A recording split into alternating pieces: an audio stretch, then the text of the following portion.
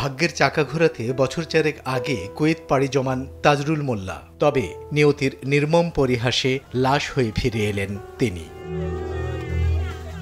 জানা যায়, কুয়েতের এক কোম্পানিতে পরিচ্ছন্নতা কর্মী হিসেবে চাকরি করতেন তাজরুল। মঙ্গলবার সন্ধ্যায় কোম্পানি ভবনের সিঁড়ির রেলিংয়ে ফাঁস দেওয়া অবস্থায় তাকে দেখতে পায় সহকর্মীরা। পরে আইনশৃঙ্খলা বাহিনীকে খবর দেয় তারা।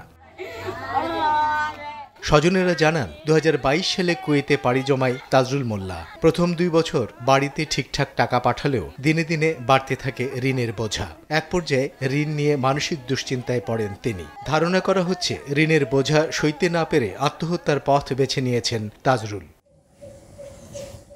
শনিবার ভোরে তার মরদেহ ঢাকা বিমানবন্দরে এসে পৌঁছায়। তারপর জানাজা ও দাফনের জন্য নেওয়া হয় গ্রামের বাড়িতে। সেখানে সৃষ্টি হয় এক হৃদয় বিদারক পরিবেশ। কান্নায় ভেঙে পড়েন স্বজনেরা। 1 বছর ভালোই চলিছে, চলার পরে তার 2 বছর হলো ভালো টাকা পয়সা দেয় না, যে কি দিয়ে কি করে আমাকে কয় না।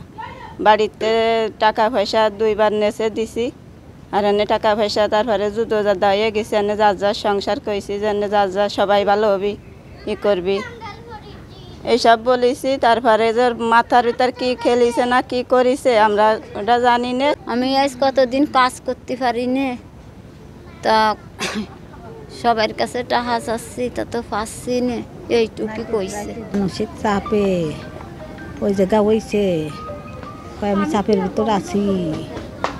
ও দিনে ডিউটি করতে, রাইতে ডিউটি করতে পারে না, ওরা দিনে ডিউটি করতে পারে, ওরা দেশে না রাইতে ডিউটি করতে গিয়ে 6,80,000 টাকা হলো আপনার যাইতে লাগছে। ওর বিদেশ যাওয়ার পরে বেতন করে যা পাইছে ওরাই কিছু জানে। সে ঋণই এখন রয়েছে 2 লাখ টাকার ঋণ।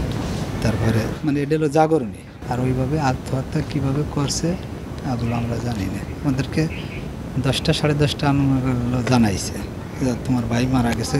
এদিকে তাজরুলের অকাল মৃত্যুতে স্তম্ভিত এলাকাবাসী। তার পরিবারের জন্য এই দেশ বা ভিন্ন দেশের যারা যে কোম্পানি ছিল তাদের কাছে আবেদন থাকবে, তাই পরিবারটাকে তারা সহযোগিতা করে, তার বাচ্চাকে যদি মানুষ করতে পারে, এটা আমি আমার বক্তব্য। সত্যিকারে এই মর্মান্তিক এই অবস্থাটা দেখে আমরা খুব দুঃখিত। তাজরুল মোল্লার বাড়ি নড়াইলের লোহাগড়া উপজেলার লাহুড়িয়া ইউনিয়নের পশ্চিমপাড়া গ্রামে। সময় সংবাদ, নড়াইল।